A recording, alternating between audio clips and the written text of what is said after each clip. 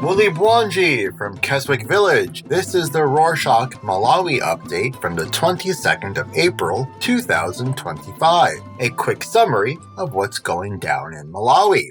The Ministry of Health confirmed 2 cases of Mpox in Lilongwe district in the central region on Tuesday the 17th. They urged locals not to panic, saying they have everything under control. On Sunday the 20th, local news said the Ministry of Health is currently in talks with the World Health Organization to try and get the Mpox vaccine. Mpox, a viral disease that is transmitted from animals to humans and from person to person. It is spread through different ways, including close contact with an infected person or animal and via body fluids. Some of its signs include a fever and rash. The ministry said anyone can get the disease, but children, pregnant women, and people with multiple sex partners have a higher chance of infection. In previous episodes, we mentioned that the Ministry of Trade banned the import of products that are produced locally, such as milk and rice, to boost local businesses. Neighboring Tanzania did not take the news very well. On Wednesday, the 16th, Hussein Bash, Tanzania's agriculture minister, said they will retaliate if Malawi does not lift its ban by Wednesday the 23rd,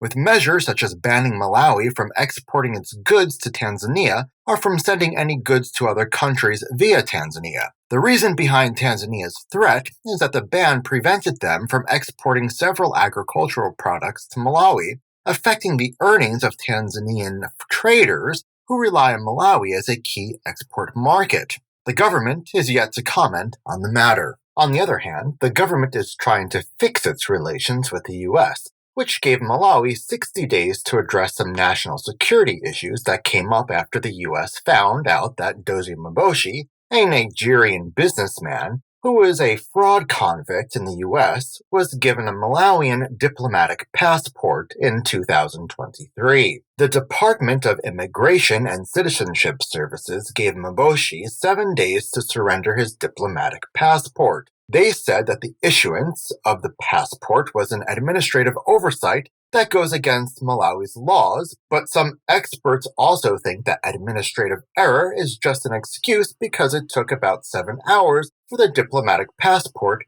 to be produced.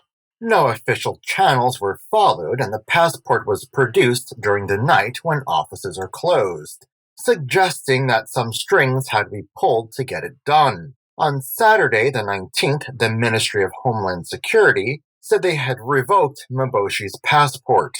Still on news about international relations, the Chinese embassy has promised to give Malawi $80 million for the construction of the Malawi Judiciary Complex in Lilongwe. This means the judiciary headquarters will move from Blantyre in the south, where the executive and legislative offices are also located. Authorities from both countries had a signing ceremony for the agreement of the project on Saturday the 19th. During the event, Liu Shu, the Chinese ambassador to Malawi, said the funds will be given to the country through a grant, and that the construction will start between late 2025 and early 2026. Titus Mavalo, the Minister of Justice, said the complex will solve a lot of the infrastructure challenges that the judiciary currently faces.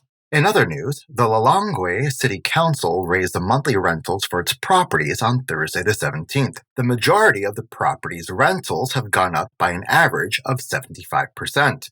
For instance, the rent at Venala Complex went up from 464,000 kwacha, which is about $270, to 812,000 kwacha, which is nearly $470. Some business owners said the hike was too much, but McLeod Kanamanja, the CEO of Council, say they had to increase the rentals to make up for maintenance works and other costs. Tom Pingandra, a celebrated businessman, said he will be adding another company to the Cancer Center. Pingandra opened the International Blantyre Cancer Center, or IBCC, last March, and he said it has performed beyond his expectations. On Thursday the 17th, he said that the Cancer Center has treated over 300 cancer patients through services like chemotherapy and radiotherapy. which were not available in Malawi before. He said his new company, the IBCC Diagnostics Center Limited, will diagnose different cancer-related diseases and house state-of-the-art equipment such as an ultrasound machine, a mammogram, and a pathology lab. The football fraternity is mourning Yasin Osman, who died on Monday the 21st after a short illness. He was 75. At the time of his death, Osman was the technical director for the Mighty Wanderers, a local football team. However, his football journey began in the late 60s when he played for the Mighty Wanderers team and the Flames national team.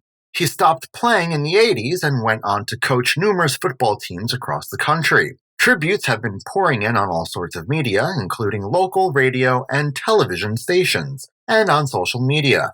Pope Francis also died on Monday the 21st, and the Malawi Conference of Catholic Bishops, or MCCB, strongly recommended that all priests and other members within the church celebrate holy masses for the next few days in his honor. Their statement, released on Monday the 21st, also said that once the Pope's burial date is announced, the bishops will celebrate similar masses in all their cathedrals, and the prayers will be presided over by members of the MCCB or their delegates.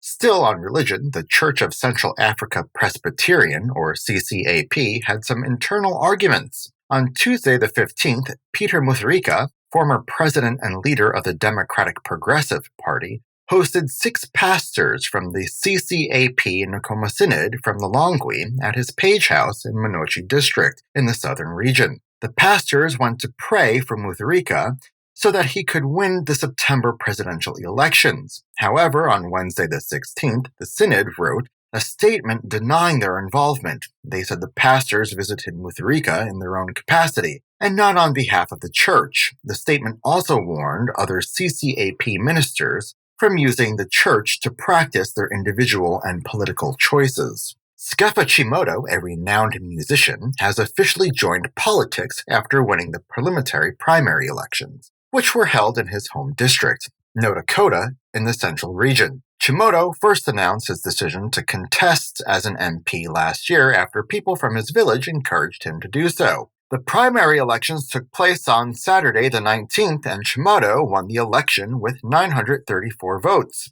The runner-up, Gerald Makakala, got 403, while Osman Kanayala Sadie ended up with only 10. Chimoto said he will represent the ruling Malawi Congress Party in the 16th of September general elections. In trending news, an anonymous football player working for the Scorchers, the women's national football team, took to management to report sexual assault by Dottie Mvanthako, an executive member of the Football Association of Malawi, or FAM. According to local news, the anonymous victim said that when Malawi was in South Africa, Mvanthako sent her text messages asking her to go to his room, and when she refused, he went to her room around 7 p.m., forcefully let himself in, and then removed his trousers. She said he also tried to guilt trip her to have sex with him and force himself on her, and only left when she threatened to scream for help.